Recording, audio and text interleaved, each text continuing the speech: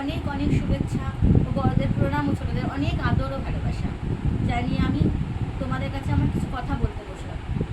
আজকে 2025 সালে যে দুর্গাপুজোটা আমার কাছে কতটা কষ্টে, আনন্দ বলতে আমার জীবনে আজকে বছর নেই, কারণ এই বছর আমি আমার বাবাকে হারিয়েছি।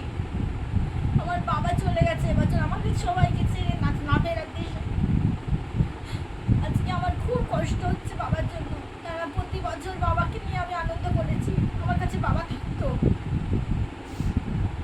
এই যে পৃথিবীর মানে প্রাকৃতিক দুর্যোগ, বৃষ্টি, এই যে আমি 14বার বলছি এবার বৃষ্টি হবে, ভালো লাগে না, পুজোর বৃষ্টি ভালো লাগে না, বাবা থাকলে বলতো না রে মা বৃষ্টি হবে না, তোরা সবাই ঠাকুর দেখতে পারবি, বেরোতে পারবি, আনন্দ করতে পারবি।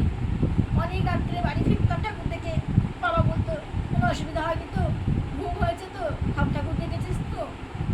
আমার মেয়েকে বলতো দিদিভাই কত আনন্দ করলি, আমার গল্প কর, আমি তো বেরোতে পারি না, বয়স হয়ে গেছিল, অসুস্থ ছিল, কিন্তু আমাদের আনন্দতেই সে আনন্দ করতো।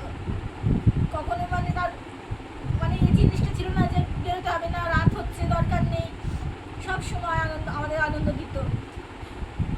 কত মানে আমার হাজব্যান্ড গাড়ি চালায়, টোটো চালায়, 14বার বলতো আরে বাবু ঠিকঠাক বাড়ি এসছে তো, ফোন কর না, দেখ না ও কোথায় আছে। কিন্তু আজ আর কেউ নেই বলার, কেউ বলার নেই। শুধু মনে হচ্ছে বাবা তুমি যেখানে থাকো ভালো থেকো, কিছু তো করার নেই, সবই বুঝছি, কিন্তু তবু তবু তোমার জন্য আমার বুক ফেটে যাচ্ছে বাবা। আজ তোমাকে ছাড়া আমি থাকতে পারছি না, আমার খুব কষ্ট হচ্ছে, আমি মার সামনে কাঁদতে পারি না, মাকে সান্ত্বনা দিই, মা শুধু কাঁদছে বছর ঘন্টার দিন, মা সেই মহলার দিন থেকে কেঁদে যাচ্ছে, আমি শুধু মারে বলছি না মা তুমি কেঁদো না, বাবা রাতটা কষ্ট পাবে, মন শক্ত করুন, কিন্তু আজকে আমি ঠিক থাকতে পারছি না, তুমি ভালো থেকো বাবা। আর কিছু বলতে পারছি না আমি।